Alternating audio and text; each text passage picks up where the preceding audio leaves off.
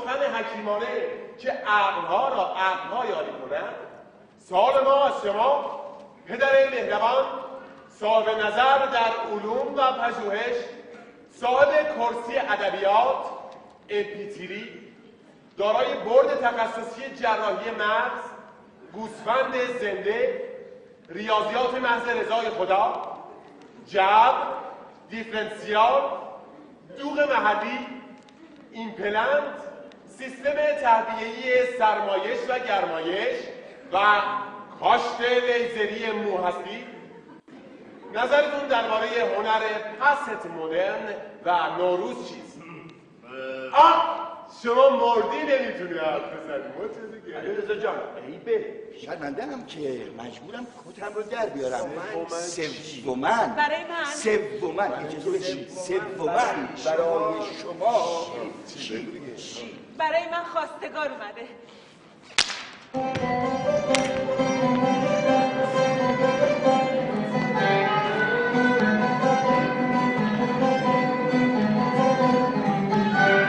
یاد مبارک مدام شرف مبارک یاد مبارک مدام شرف مبارک یاد مبارک ظرفیت داشته باشید.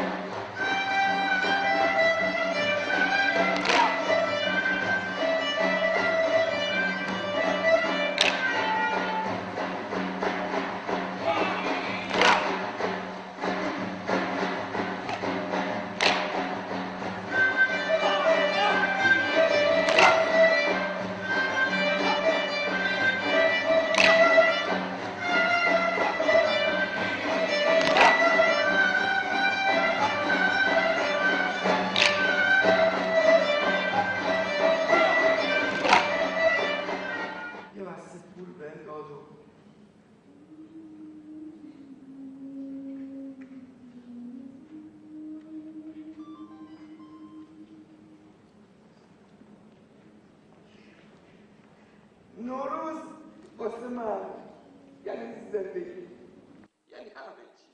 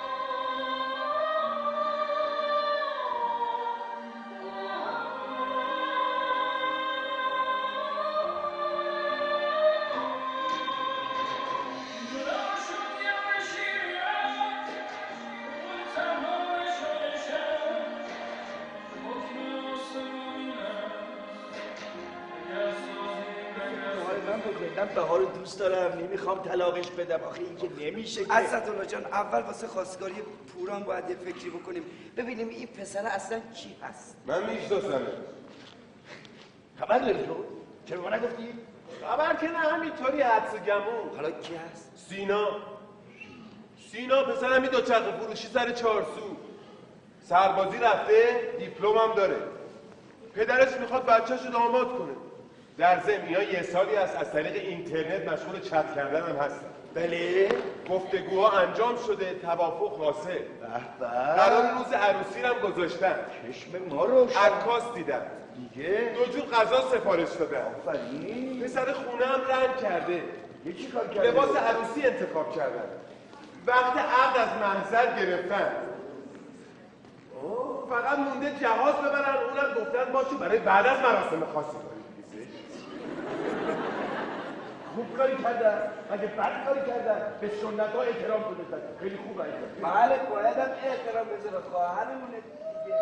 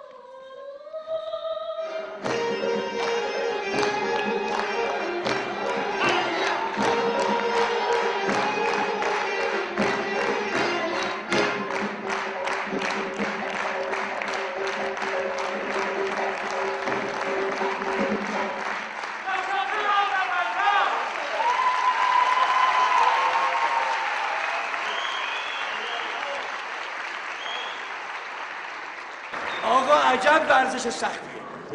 خیلی سخته نعمت الله جان این ورزش. هر کی این ورزش رو یاد بگیره و انجام بده حداقلش اینه که معتاد نمیشه. دیدی گفتم فیلم یعنی جواب. آره همین جواب درست. دیگه منت پورانم نمیکشه.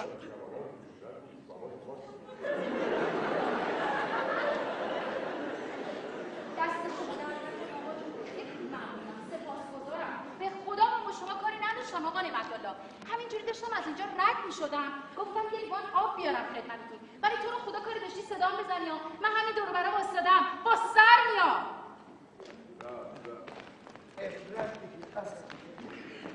آقا نعمت الله آقا نعمت الله همچین با پشت دست زدم به همین بچه می‌خواست یاد بگیره به بزرگترش احترام بذاره مخصوصا پدر یعنی سرور پدر یعنی همه کس پدر یعنی همه چیز آدم بی سواده باش بیکاره باش نفاق میخوان دادا باشه معتاد اهل رضاکار باش پول نمیده نده کتک میزنه بزنه دستش در نکنه عوضش پدره پدر همه کس آدمه پدر همه چیز آدم آقا نعمت الله تو رو خدا کاری داشتی صدا بزنی رو درواسی نکنی من همین دور و برا واسطادم با سر میام.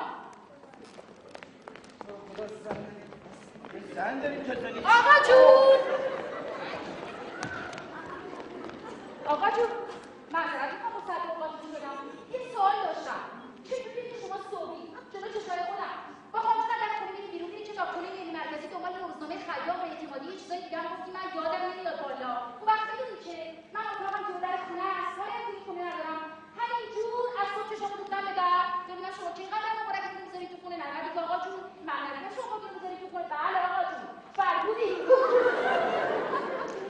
گفتی آقا جون ولی من ندیدم شما خودتون میذاری تو خونه اون وقت چجوری که نیومده هی لازم ماشاءالله جو واسطی آقا جون من پاکی شدم رفتم شما به من نکی زده این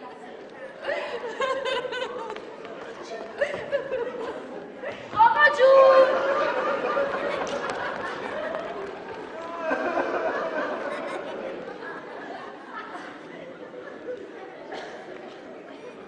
آقا جون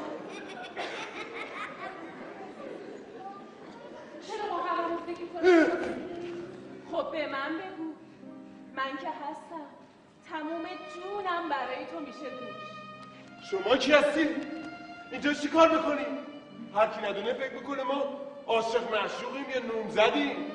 اگه مادرم بفهمه پوستک کلم میکنه.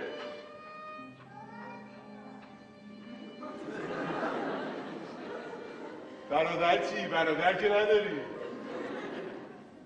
قد بلند نیستی که هست سالم نیستی که هست. خوب ستار میزنی، خوب شعر میگی، قصه هات قشنگ است.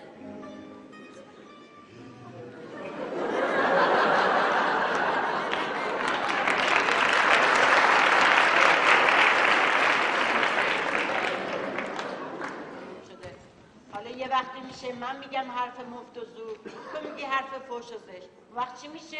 مرافعه، دعوا، بگیر و ببند و کتک کاری. خب بریم سر قصه خودمون. مرد کاری، زن کاری، بگرده روزگاری. جانم من چیکار کنم مادر؟ اسدالله مادر جون، من دوست دارم وقتی قصه میگم عروسم هم اینجا باشه. بهار جون؟ بله بهار جون. خب نمیذارم بیارمش که تازه شکایتم کردم.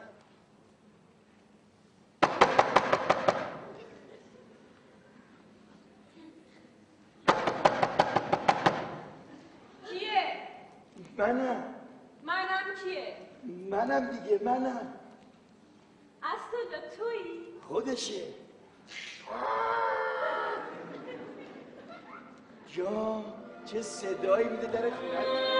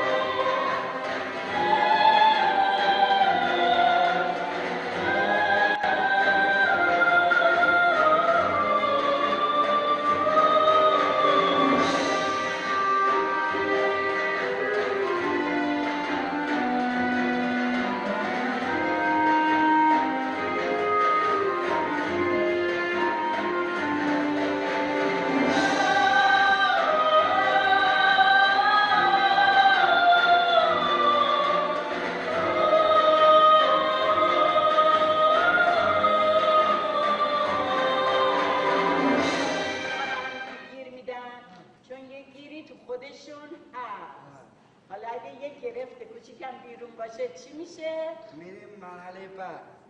چی میشه؟ میریم نه دیدار نهایی. چی میشه؟ جام جهانی نمیری نه مادر میشه گیر و گره و خر بیاره با حال غار. ولی شما دکتراتون رو گرفتیم 9 سال. مادر جون سپهری میگه چشمها را باید شست، جور دیگر باید دید. مادر جون چشاتو بده بشورم؟ چشما؟ چطور هر روز صبح میشی دست صورتتو میشوری؟ خب سالی یه بارم این چشا رو بشور، گناه نمیشه که. بده مادر جون. چیکار میکنی آقا؟